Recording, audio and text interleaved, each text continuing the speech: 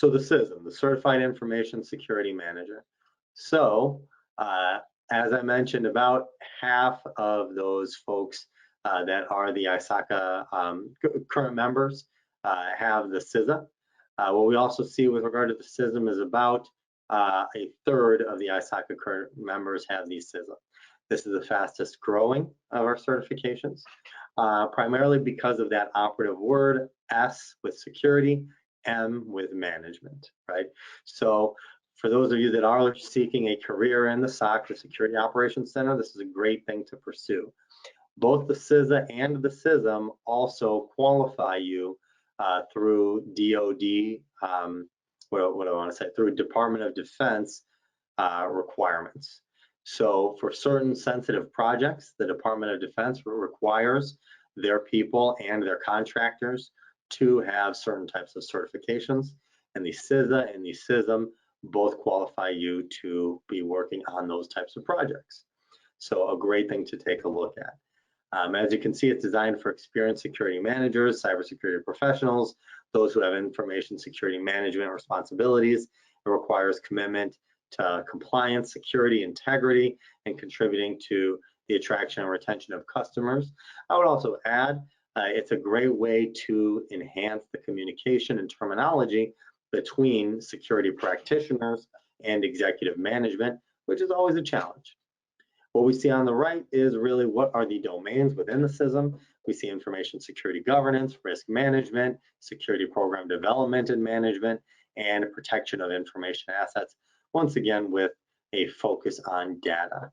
The CISM is very current, but we are looking probably in 2023 to have an update of the CISM, which will, and every time we have an update, that reflects the latest community knowledge within these topics. So let's take a look at the numbers. And so with regard to the CISM, this was created in 2002. We've had 46,000 folks go ahead and get this certification. We see the average salary is actually significantly higher than what we saw with the CISA at about 127K. We've seen 42% increase in salary as people have used this certification to move to managerial roles. We've seen 70% of job performance improvement, and just to call out the reason why organizations are paying these higher rates and seeking these types of candidates is because 3.86 million is the average cost of the breach, which takes 280 days to find and contain. So really that 386, in my opinion, has always been a significant underestimate of how much organizations are paying out for each breach. As a CISM, you can help organizations be defended from those types of events. What type of person is this built for? It's designed for technical experts looking to move into strategic management positions, such as architects, security analysts, data security managers, and the other titles that we see here. We also see many of C-level executives do pursue the CISM because it is such a capable certification. I'll pause for a moment here. Jeff, do we have any questions coming in about the CISM? Yeah, we have a few. A couple people are asking just generally about as a sort of entry level, or they're maybe in an entry level position and looking to move in. And I know there's some prerequisites for some of these certifications. So are there any ISACA certifications that you recommend for entry level, or do people need certain prereqs for all of them? Could you talk a little bit about that? Because we have a few sort of questions along those lines. Great. So each one of the certificates, each of the 5 certificates that we're talking about here today that are offered by Infosec does require 5 years of work experience or equivalent, which does include some collegiate study programs. So I would definitely look back to that previous chart to see whether you qualify for those items. I would also say, please, if you would like more entry-level content, we'd be happy to help you get there. That is the reason why we designed the ITCA certification and the CET certification. Those 2 certifications are going to be the most appropriate for entry-level folks and do not require 5 years work experience. They are stackable certifications that are built from stackable certificates. Let me just clarify that. A certification requires ongoing management, CPE, and requires you to continue to ensure that you're up to date with the latest. A certificate, once you've earned it, you have it forever. No one can take it from you. And so by putting those two pieces together, the ITCA and the CET, which are brand new certifications, they just came out earlier this year. They are built from certificates that you would earn and stack together, and they're very appropriate for entry-level folks. Oh, yeah, we have a question related to that experience requirement. If someone has no management experience, but many years as an analyst, many years experience as an analyst, would one qualify for CISM experience? Yep, great question. The answer is yes.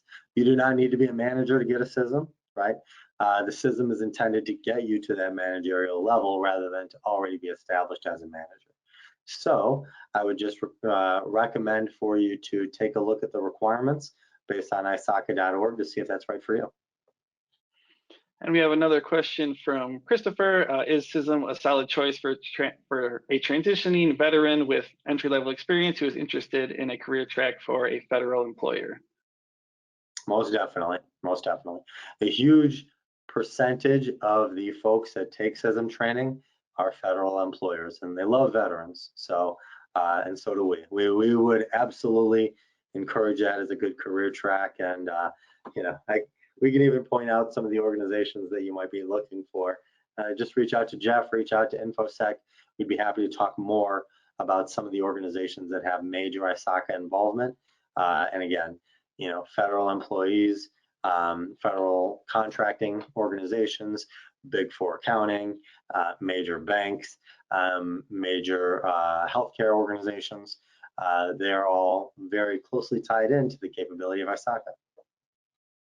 Good luck. Right, we have two more questions we'll hit on. The first one is related to salary, and just so everyone knows, these numbers on the screen here I think are pulled from payscale.com, and those are their US numbers, but even obviously within the US it varies, you know, dramatically depending on your location, so those are just averages. But we have some questions about, you know, if you happen to know the average salary in India for a CISA professional or other professionals. And do you have any insights just kind of into salary in general for different ISACA certs and how they play in different markets? Yeah, great question. So I apologize, I don't know the number for India, but I think that you can probably search that up. I don't think that would be too difficult to find. And I would also recommend to look to your local chapters. So, you know, the Mumbai chapter is extremely active. The Delhi chapter is great. Bangalore, they're great chapters, and I would absolutely recommend reach out to the local chapters to get more information on what's happening in your area. But I will say that the gain is pretty proportionate around the world. Does that make sense? Yeah, definitely. Yeah, and then one other question before we move on. Someone's asking, they already have their CISSP, which I think many consider sort of a management level cert. So should they also get their CISM? Is there value in having both? Yeah, great question. Well, the CISSP is a great certification. Many people who have the CISM go on to get their CISSP and vice versa. What ISC squared says about the difference between the two is very similar to what we say about the difference between the two. CISM is more management focused. CISSP is more for a practitioner. So there are more CISSPs than there are CISMs. If you've been a CISSP for a couple of years, now might be the right time to get your CISM as you look to continue to develop your career path and now manage teams of CISSPs using your CISM.